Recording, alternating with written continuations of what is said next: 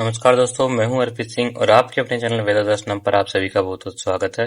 दोस्तों, आज की 50 एमसीक्यूज की धमाकेदार क्लास राजपूताने की उस सामंत और जागीरदारी प्रथा का दूसरा भाग है जिसके बिना राजा का दरबार सूना था और युद्ध का मैदान अधूरा।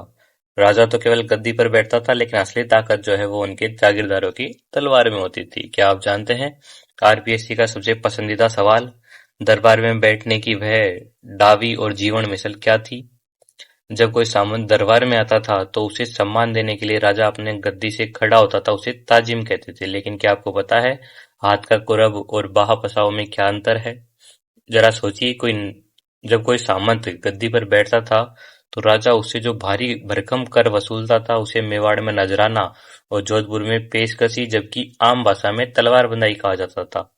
लेकिन राजपूताने की वो इकलौती रियासत कौन सी थी जहां पर उत्तराधिकार शुल्क लिया ही नहीं जाता था? जी हाँ, जैसलमेर।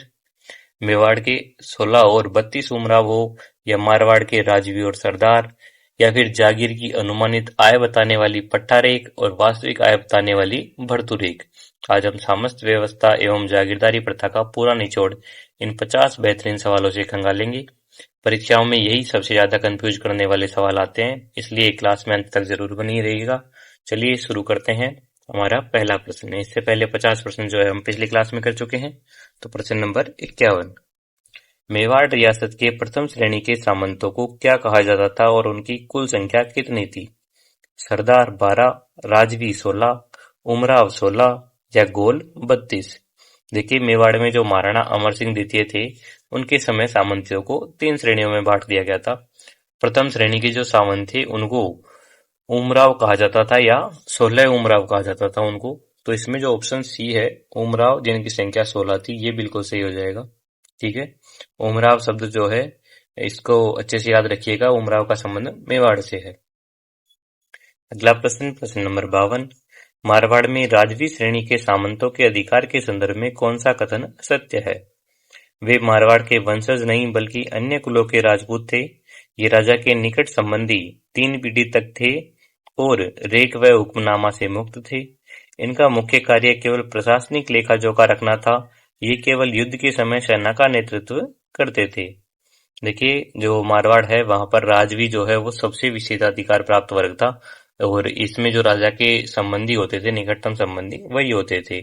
और उसके कारण ये आर्थिक कर जो थे, जैसे रेख, हुक्मनामा और जो चाकरी थी, नियमित सेवा, उससे मुक्त रखे गए थे। तो इसमें जो ऑप्शन बी है ये बिल्कुल सही हो जाएगा। ये राजा के निकट संबंधी थे और रेख व हुक्मनामा से मुक्त थे। अगला प्रश्न, प्रश्न नंबर 53, जैसलमेर रियासत में दरबार में बैठने की व्यवस्था के आधार पर सामंतों की 2 श्रेणियां कौन सी थी? डाबी एवं जीवनी मिसल, प्रथम एवं द्वितीय श्रेणी, उमराव और सरदार, या 12 कोडड़ी?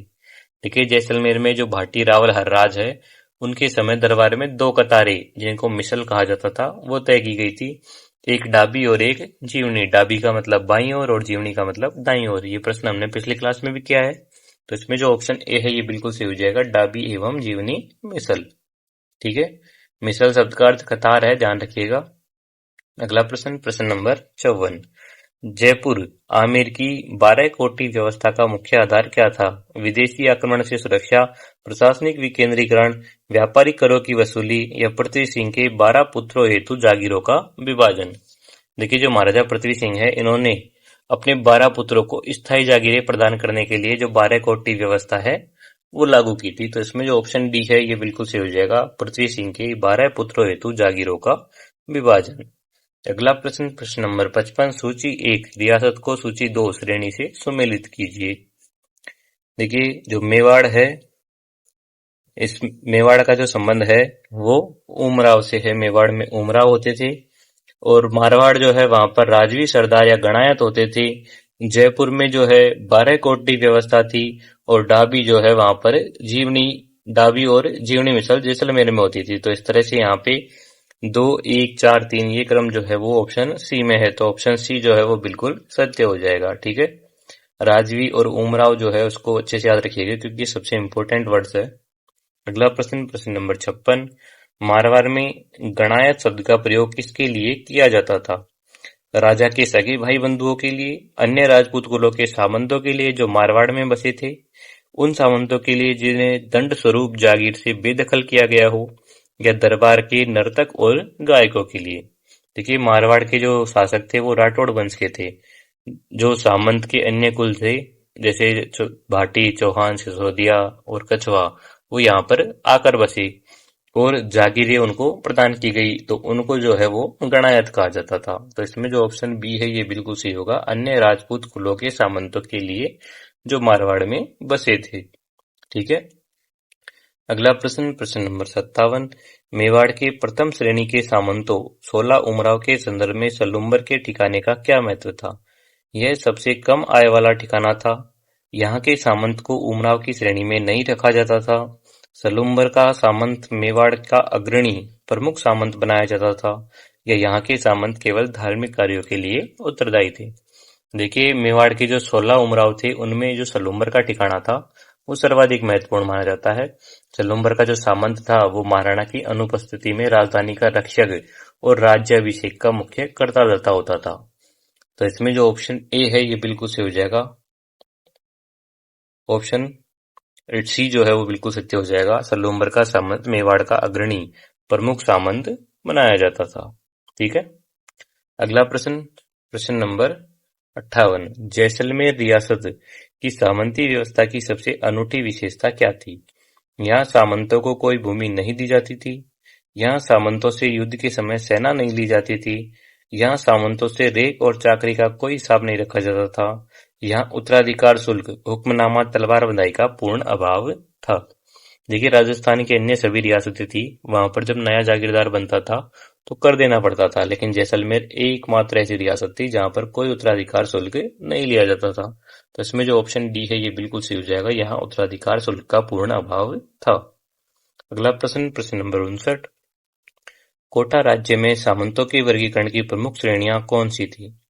राजवी और सरदार, प्रथम, द्वितीय और तृतीय श्रेणी, देश के जागीरदार और दरबार के जागीरदार, शासन और भौम। देखिए, जो कोटा के सामंत थे उनको देश के जागीर कहा जाता था और दरबार के जागीर जो है वो भी कहा जाता था। इनको दो श्रेणियों में बांटा था, एक देश के जागीर, एक दरबार के जागीर। तो इसमें जो ऑप्शन सी है ये बिल्कुल सही हो जाएगा, देश के जागीर और दरबार के जागीर। अगला प्रश्न, प्रश्न नंबर 60। मेवाड़ में अमरशाही रेख का निर्धारण किसके शासनकाल में हुआ? महाराणा अमर सिंह प्रथम, महाराणा अमर सिंह द्वितीय, महाराणा राज सिंह या महाराणा भीम सिंह। देखिए, जो महाराणा अमर सिंह द्वितीय है, इनके काल में जो अमरशाही रेख है उसका निर्धारण हुआ था। तो इसमें जो ऑप्शन बी है ये बिल्कुल सही हो जाएगा, और इस रेख के द्वारा जो सामंतों के राजस्व और दायित्व है उनका स्पष्ट रूप से उल्लेख किया गया था। अगला प्रश्न, प्रश्न नंबर 61।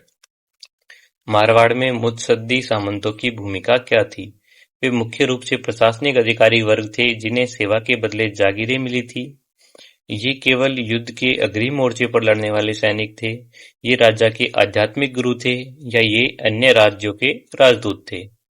देखिए, जो मुत्सद्दी वर्ग है वो दीवान, बख्शी और हाकिम जैसे अधिकारी होते थे। इनको नगद वेतन के स्थान पर जागीरें दी जाती थी, अतः इन्हें भी सामंतों की श्रेणी में रखा गया था। तो इसमें जो ऑप्शन ए है ये बिल्कुल सही है, ये मुख्य रूप से प्रशासनिक अधिकारी वर्ग थे जिन्हें सेवा के बदले जागीरें मिली थी। अगला प्रश्न, प्रश्न नंबर 62। बीकानेर रियासत में पट्टा चाकरी प्रणाली को व्यवस्थित करने का श्रेय किसे दिया जाता है? राव बीका, राव लूणकरण, राव जैतसिंह या महाराजा राय सिंह? देखिए, जो महाराजा राय सिंह है उनके समय पर जो पट्टा चाकरी है ये संगठित हो गई थी अधिक, और बीकानेर रे पट्टारी गांवारी विगत, ये जो ग्रंथ है इसके अनुसार जो सामंतों के दायित्व है वह निश्चित किए गए थे। तो इसमें जो ऑप्शन डी है ये बिल्कुल सही हो जाएगा, महाराजा राय सिंह। अगला प्रश्न, प्रश्न नंबर 63। मेवाड़ में गोल श्रेणी के सामंतों के बारे में कौन सा तथ्य सही है? इनकी संख्या केवल 16 थी। ये प्रथम श्रेणी के सामंतों के वंशज थे। ये तृतीय श्रेणी के सामंत थे जिनकी संख्या सैकड़ों में थी, या इन्हें दरबार में बैठने की अनुमति नहीं थी। देखिए, जो मेवाड़ है वहां पर गोल जो है वो तृतीय श्रेणी के छोटे सामंत होते थे, उनका जो पद है वो उमराव से काफी नीचे था, और इनकी संख्या जो है वो सैकड़ों में थी, बहुत ज्यादा अधिक थी। तो इसमें जो ऑप्शन सी है ये बिल्कुल सही हो जाएगा, ये तृतीय श्रेणी के सामंत थे जिनकी संख्या सैकड़ों में थी, और इनकी जो संख्या है वो सैकड़ों में होना जो है वो उसी से ये जो गोल शब्द है वो निकल कर आया है। अगला प्रश्न, प्रश्न नंबर 64। आमेर, जयपुर में जागीरों के लिए कोटली शब्द का प्रयोग किसके समय शुरू हुआ माना जाता है? महाराजा मानसिंह, महाराजा भारमल, सवाई जयसिंह या राजा भगवंत दास। देखिए, जो राजा भारमल है उनके समय से ही जयपुर में जो जागीर है उसको कोटड़ी कहा जाने लगा था। कोटड़ी का मतलब होता है कोई मकान या फिर कोई परिवार की छोटी सी शाख। ठीक है, तो इसमें जो ऑप्शन बी है ये बिल्कुल सही हो जाएगा, राजा भारमल। ध्यान रखिएगा, कोटली शब्द का जो उदय है वो भारमल के समय हुआ था, लेकिन इसकी जो संख्या है 12, उसका जो स्त्रीकरण है वो पृथ्वी सिंह ने किया था।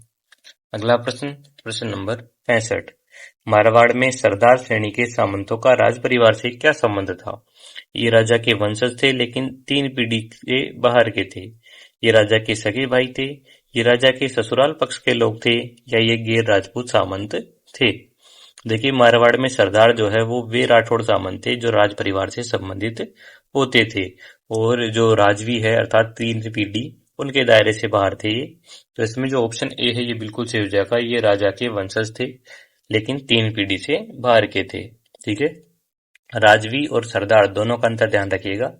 ठीक है, अगला प्रश्न, प्रश्न नंबर 66। सामंती व्यवस्था में रेख का निर्धारण राज्य की सैन्य क्षमता को कैसे प्रभावित करता था? रेख से केवल राजा के व्यक्तिगत खर्च चलते थे? पट्टा रेख के आधार पर ही जागीरदार की निश्चित संख्या में घुड़सवार जाब्ता रखने पड़ते थे? रेख का सैन्य शक्ति से कोई संबंध नहीं था, या रेख केवल ब्राह्मणों को दी जाने वाली भूमि पर लगती थी? देखिए, रेख जो है वो जागीर की एक अनुमानित आय थी, और इसी आय के आधार पर राजा जो है वो ये तय करता था कि युद्ध के समय में सामंत कितने घोड़े और सैनिक लेकर आएगा। तो इसमें जो ऑप्शन बी है ये बिल्कुल सही हो जाएगा, पट्टा रेख के आधार पर ही जागीरदार को निश्चित संख्या में घुड़सवार अर्थात जाब्ता रखने पड़ते थे। ठीक है, रेख क्या है? आय का एक पैमाना है, और इसी के आधार पर सैन्य उत्तरदायित्व जो है वो निश्चित होता था, याद रखिएगा। अगला प्रश्न, प्रश्न नंबर 67। मारवाड़ में हुक्मनामा कर के संदर्भ में कौन सा युग्म सही है? हुक्मनामा केवल किसानों से लिया जाने वाला कर, हुक्मनामा उत्तराधिकार शुल्क या अन्य पेशकशी नजराना, हुक्मनामा युद्ध कर या गनीम बराड़, हुक्मनामा मंदिर निर्माण कर। देखिए, जो हुक्मनामा है वो नए जागीरदार की गद्दी नशीनी पर लिया जाने वाला कर था, और इसको मारवाड़ में पेशकशी भी कहा जाता था। तो इसमें जो ऑप्शन बी है ये बिल्कुल सही हो जाएगा, हुक्मनामा उत्तराधिकार शुल्क, अन्य नाम जिसकी पेशकशी और नजराना है। अगला प्रश्न, प्रश्न नंबर 68। कथन ए। जैसलमेर राजस्थान की एकमात्र ऐसी रियासत थी जहां तलवार बंदाई शुल्क नहीं लिया जाता था। कारण, जैसलमेर के शासक अपने सामंतों को राज्य का स्वामी मानते थे, सेवक नहीं। देखिए, यहाँ कथन और कारण दोनों ही सही है, क्योंकि जैसलमेर के जो सामंत थे उनको राजवलद कहा जाता था, और उनके साथ में भाईचारे के संबंध इतने गहरे थे कि राजा जो है वो उनसे उत्तराधिकार शुल्क लेने की बजाय स्वयं उनको उपहार भेजता था, जिसको सिरोपाव कहा जाता है। तो इसमें जो ऑप्शन ए है ये बिल्कुल सही होगा, ए और आर दोनों सही है, और आर ए की से व्याख्या करता है, और जैसलमेर की ये जो विशिष्टता है वही उसे पूरे राजपूताना से अलग बनाती है। अगला प्रश्न, प्रश्न नंबर 69। कथन ए। भर्तुरेख हमेशा पट्टा रेख से कम या उसके बराबर होती थी। कारण, भर्तुरेख वह वास्तविक स्थिति राशि थी जो जागीरदार राजकोष में जमा करता था। देखिए, यहाँ पर भी कथन और कारण दोनों सही है, क्योंकि पट्टा रेख जो है वो अनुमानित आय थी, जबकि जो भर्तुरेख है वो वास्तविक वसूली थी। अक्सर जो वास्तविक वसूली है वो अनुमान से कम होती थी। तो इसमें जो ऑप्शन ए है ये बिल्कुल सही होगा, ए और आर दोनों सही है, आर ए की से व्याख्या करता है। ठीक है, पट्टा रेख भर्तुरेख अच्छे से याद रखिएगा। अगला प्रश्न, प्रश्न नंबर 70।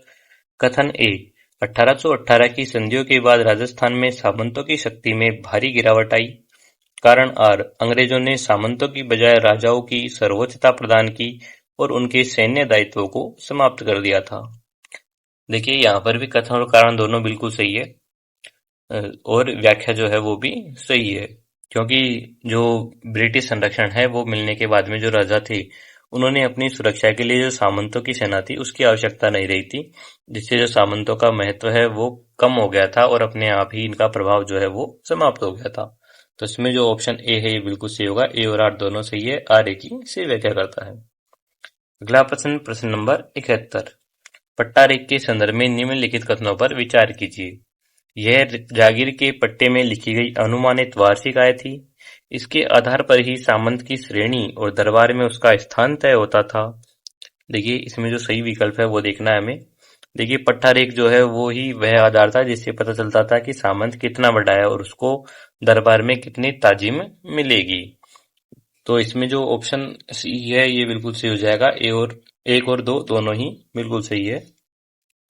अगला प्रश्न, प्रश्न नंबर 72, मारवाड़ में मतलबा कर के बारे में सत्य कथन पहचानिए। यह 1755 ईस्वी में महाराजा विजय सिंह द्वारा लगाया गया था। यह सैन्य सेवा चाकरी के बदले लिया जाने वाला नगद कर था। देखिए इसमें भी हमें सही विकल्प चुनना है। तो यहाँ पर भी जो दोनों ही कथन है वो सत्य होंगे, क्योंकि मराठों के उपद्रव के कारण जब राज्य को नगद धन की आवश्यकता पड़ी तो विजय सिंह ने सामंतों और सेना के स्थान पर 300 रुपए प्रति हजार रेख जो मतलबा है वो वसूलना शुरू कर दिया था। तो इसमें जो ऑप्शन सी है ये बिल्कुल सही है। अगला प्रश्न, प्रश्न नंबर 73, राजस्थान में चाकरी व्यवस्था के संदर्भ में क्या सही है? यह सामंतों द्वारा राजा को दी जाने वाली अनिवार्य सैनिक सेवा थी। मुगल प्रभाव के बाद इसे नगद राशि नजराना में भी बदला जा सकता था। देखिए दोनों ही बिल्कुल सही होंगे यहाँ पर। तो एक और दो दोनों ही सही है।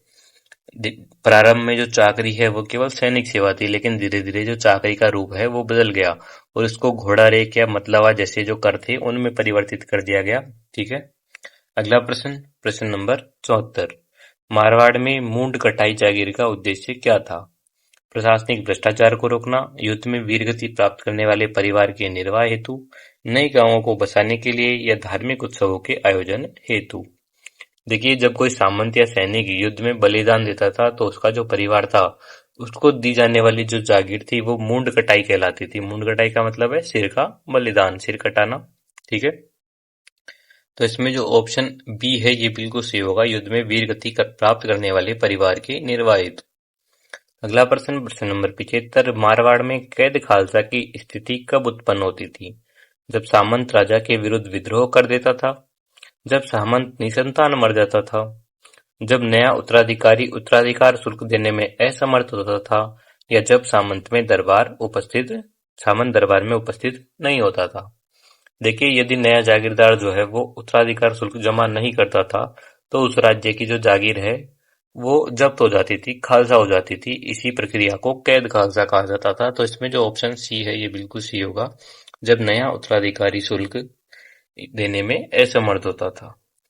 अगला प्रश्न, प्रश्न नंबर 76, जैसलमेर में नए जागीरदार के गति नशीन होने पर सिरोपाव कौन देता था? जागीरदार राजा को देता था, किसान जागीरदार को देते थे, पड़ोसी जागीरदार आपस में विनिमय करते थे, या महारावल राजा की ओर से जागीरदार को भेजा जाता था। देखिए जैसलमेर में जो राजा है वो सामंत से कर लेने की बजाय स्वयं उसे सम्मान के रूप में वस्त्र आभूषण भेजता था, जिसको सिरोपाव कहा जाता था। तो इसमें जो ऑप्शन डी है ये बिल्कुल सही हो जाएगा, महारावल या राजा की ओर से जागीरदार को भेजा जाता था। अगला प्रश्न, प्रश्न नंबर 77, साला कटारी नामक जागीर का संबंध किससे था?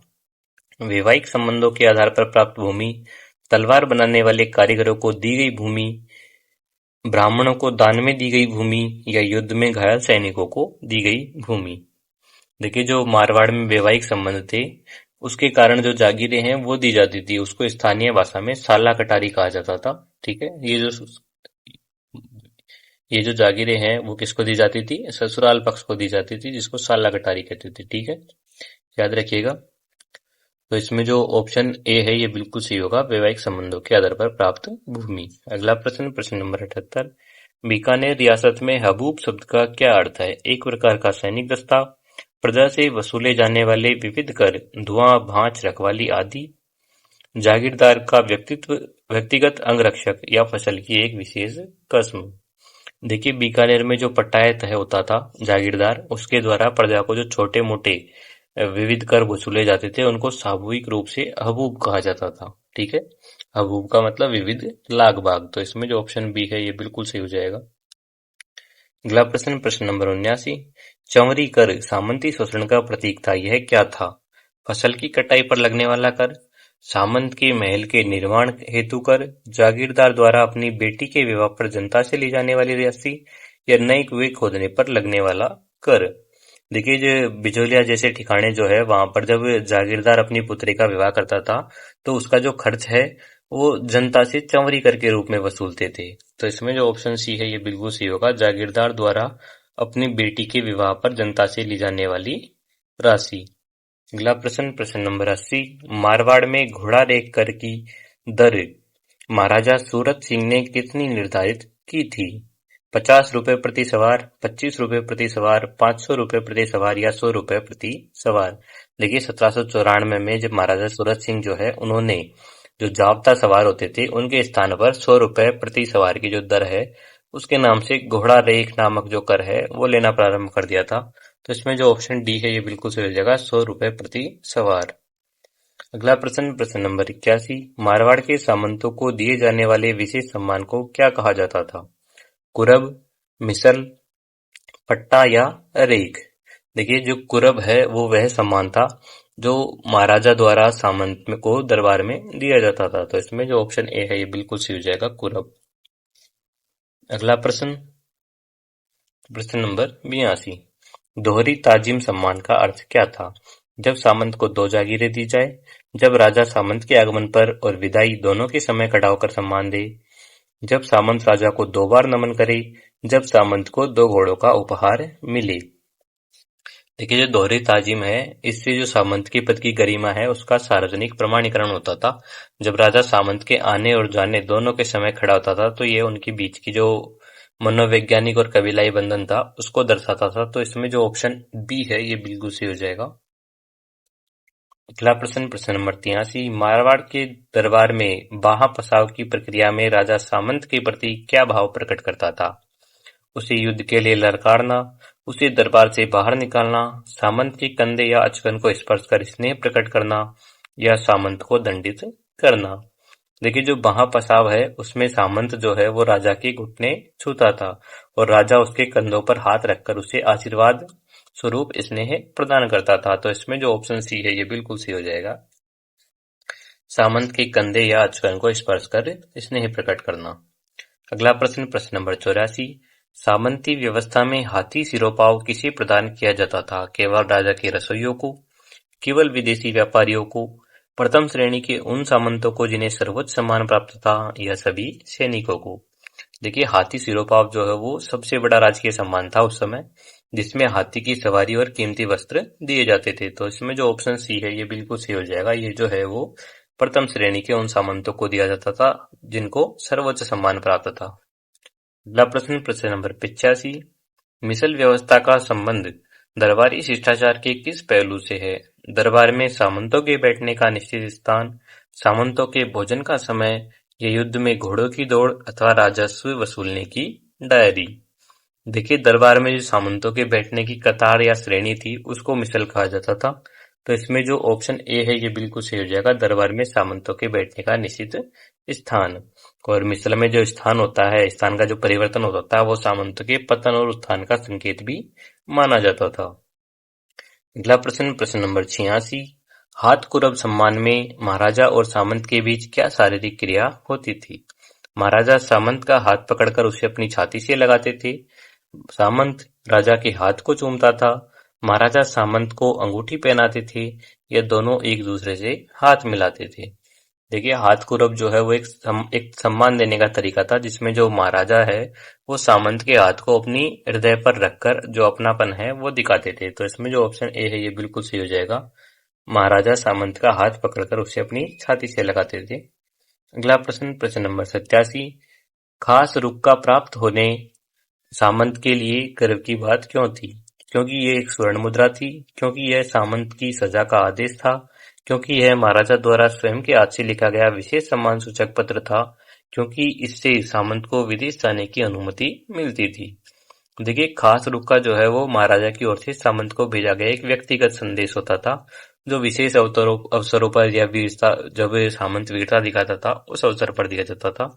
तो इसमें जो ऑप्शन सी है ये बिल्कुल सही हो जाएगा, क्योंकि यह महाराजा द्वारा स्वयं के हाथ से लिखा गया विशेष सम्मान सूचक पत्र था।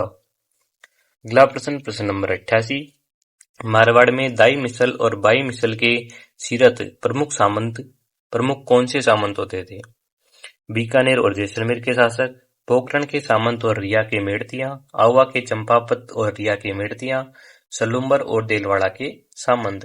देखिए मारवाड़ में जो आवा के चंपावत थे वो दाई मिसल और रिया के जो मेड़िया थे वो बाई मिसल के अग्रणी होते थे। तो इसमें जो ऑप्शन सी है ये बिल्कुल सही हो जाएगा, आवा के चंपावत और रिया के मेड़तिया।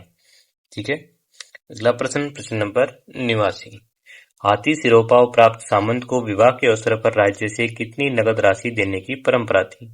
849 रुपए, 1000 रुपए, 500 रुपए या 100 रुपए? देखिए जो हाथी सिरोपाव प्राप्त सामंत है उसको विवाह के अवसर पर चंगे और कमरबंद की जो कीमत थी वो दी जाती थी, जो कुल मिलाकर 849 रुपए होती थी। तो इसमें जो ऑप्शन ए है ये बिल्कुल सही हो जाएगा, 849 रुपए। अगला प्रश्न, प्रश्न नंबर 90। तामीजी सरदार वे सामंत थे जिन्हें दरबार में बैठने की अनुमति नहीं थी। दरबार में प्रवेश करते समय महाराजा खड़े होकर सम्मान देते थे। केवल कर वसूलने का अधिकार था या राजा का भोजन चखने का अधिकार था?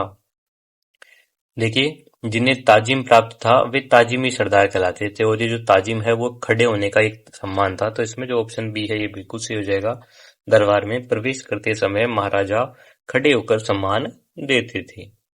अगला प्रश्न, प्रश्न नंबर 91। शासन जागीर की मुख्य विशेषता क्या थी? इसे कभी भी वापस लिया जा सकता था, यह केवल मुस्लिम सैनिकों को दी जाती थी, यह ब्राह्मणों और चारणों को दी जाने वाली कर मुक्त और अहस्तांतरणीय भूमि थी, या इस पर भारी रेख वसूली जाती थी? देखिए जो शासन है वो जागीर धार्मिक और विद्वत वर्ग को दी जाती थी, और ये जो भूमि है वो लागत कर से मुक्त होती थी और इसको वापस नहीं छीना जा सकता था। तो इसमें जो ऑप्शन सी है ये बिल्कुल सही होगा, यह ब्राह्मणों और चारणों को दी जाने वाली कर मुक्त अहस्तांतरणीय भूमि थी। अगला प्रश्न, प्रश्न नंबर 92।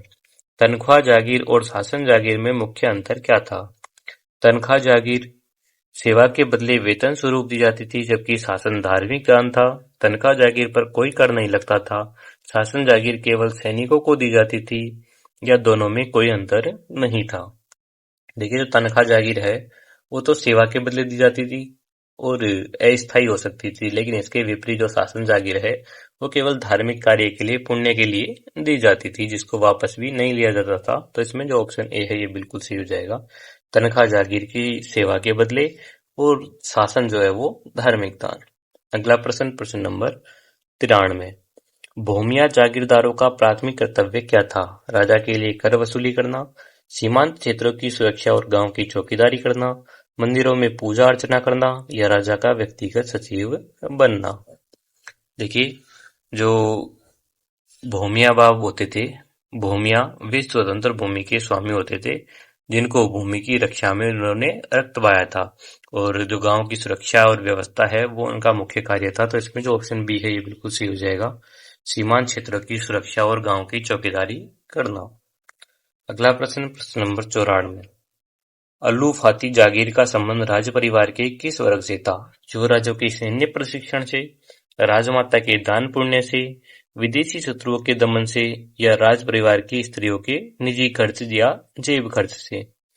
देखिए जो रानी और राजकुमारियां होती थी उनके जीवन काल के निर्वाह और निजी खर्च के लिए जागीरें दी जाती थी, जिनको अलूफाती या जीवाण कहते थे। तो इसमें जो ऑप्शन डी है ये बिल्कुल सही हो जाएगा, राज परिवार की स्त्रियों के निजी खर्च, जेब खर्च से। अगला प्रश्न, प्रश्न नंबर 95। सामंती कर्तव्यों के संदर्भ में जाब्ता शब्द क्या इंगित करता है? सामंत की व्यक्तिगत संपत्ति, सामंत को दी गई सजा, पट्टे के अनुसार अनिवार्य रूप से रखे जाने वाले सैनिकों की संख्या, या सामंत का गुप्तचर विभाग? देखिए जाब्ता का अर्थ होता है निर्धारित कोटा, जो सामंत को अपनी रेख के अनुपात में जितने घुड़सवार और पैदल सैनिक रखने पड़ते थे उनको जाब्ता का आसवार कहा जाता था। तो इसमें जो ऑप्शन सी है ये बिल्कुल सही हो जाएगा, पट्टे के अनुसार अनिवार्य रूप से रखे जाने वाले सैनिकों की संख्या। अगला प्रश्न, प्रश्न नंबर 96। मारवाड़ में उत्तराधिकार शुल्क के नामों के ऐतिहासिक विकास का सही क्रम चुनिए। पेशकशी, हुक्मनामा, त्यागरत, हुक्मनामा, पेशकशी, नजराना, तलवार बंदाई, कैद खालसा, पेशकशी, नजराना, पेशकशी, या हुक्मनामा? देखिए मारवाड़ में सबसे पहले इसको पेशकशी कहते थे, जो महाराजा विजय सिंह थे उनके समय, और फिर जो अजीत सिंह आए उन्होंने इसका नाम हुक्मनामा कर दिया, और बाद में इसको त्यागरत जैसे नाम से जाना जाने लगा। तो इसमें जो ऑप्शन ए है पेशकशी, हुक्मनामा और त्यागरत, ये बिल्कुल सही हो जाएगा। अगला प्रश्न, प्रश्न नंबर 97। ध्वंस एवं दस्तक राजा द्वारा सामंतों पर नियंत्रण का कैसा तरीका था? सामंत को पुरस्कृत करने का, सामंत की अवज्ञा पर सैनिक दस्ता भेजकर दंडित करने और उसका खर्च वसूलने का, सामंत को जागीर से स्थायी रूप से बेदखल करने का, या सामंत का दूसरे राज्य में स्थानांतरण करने का। देखिए, जब कोई सामंत आज्ञा नहीं मानता था तो उस पर जो ध्वंस है वो बिठा दिया जाता था। तो इसमें जो ऑप्शन बी है ये बिल्कुल सही हो जाएगा। सामंत की अवज्ञा पर सैनिक दस्ता भेजकर दंडित करने और उसका खर्च वसूलने का। और ये जो दस्ता होता था उसका जो खर्च होता था वो सामंत को ही भरना पड़ता था। अगला प्रश्न, प्रश्न नंबर 98। मेवाड़ में गरासिया जागीरदारों का मुख्य कार्य क्या था? केवल धार्मिक प्रवचन देना, निश्चित सैनिक सेवा प्रदान करना, राजा के महलों की सफाई करना, या गांव में शिक्षा का प्रसार करना। देखिए, जो गरास शब्द है इसका अर्थ होता है आजीविका, और गरासिया जो है वो वे सामंत थे जो सैन्य सेवा के बदले में जिनको भूमि दी जाती थी। और ये भूमिया से अलग थी क्योंकि इनकी जो भूमि है वो सेवा पर आधारित थी, जबकि भूमियों की जो भूमि है वो उनकी वीरता पर आधारित होती थी। भूमिया जो है वो लड़ाकू जागीरदार वर्ग थे और गरासिया जो है वो भी लड़ाकू जागीरदार वर्ग थे, लेकिन दोनों में अलग अलग अंतर भी था। तो इसमें ऑप्शन बी जो है वो बिल्कुल सही हो जाएगा, निश्चित सैनिक सेवा प्रदान करना, सैन्य जागीरदार। अगला प्रश्न, प्रश्न नंबर 99। 1818 की ब्रिटिश संधियों के बाद सामंतों की सैनिक सेवा की उपयोगिता समाप्त होने का मुख्य कारण क्या था? राजाओं को अंग्रेजों की सेना का संरक्षण मिल गया था, सामंतों ने युद्ध करना छोड़ दिया था, घोड़ों की कमी हो गई थी, या अंग्रेजों ने तलवारबाजी पर प्रतिबंध लगा दिया था। देखिए, जो ब्रिटिश संधि थी उसके बाद में राजाओं की सुरक्षा की जो गारंटी है वो अंग्रेजों ने ले ली थी। अब राजा को अपनी रक्षा के लिए सामंतों और घुड़सवारों पर निर्भर नहीं रहना पड़ा था, जिससे जो सामंती व्यवस्था थी वो धीरे धीरे समाप्त हो गई थी। तो इसमें जो ऑप्शन ए है बिल्कुल सही हो जाएगा, राजाओं को अंग्रेजी सेना का संरक्षण मिल गया था। अगला प्रश्न, प्रश्न नंबर 100। जाप्ता के अंतर्गत रखे जाने वाले सैनिकों की संख्या सामंत की किस आय पर निर्भर करती थी? भर्तू रेख पर, पट्टा रेख पर, मुत्सद्दी खर्च पर, या किसान के दान पर? देखिए, जो सैनिक है उनमें असवारों की संख्या और पट्टा रेख जो होती थी उस पर आधारित होती थी सैनिकों की संख्या। तो वास्तविक वसूली जो है उस पर आधारित नहीं होती थी। तो पट्टे में ये स्पष्ट लिखा होता था कि कितनी रेख पर कितने घोड़े देने होंगे। तो इसमें जो ऑप्शन बी है, पट्टा रेख, ये बिल्कुल यहाँ पर सत्य हो जाएगा।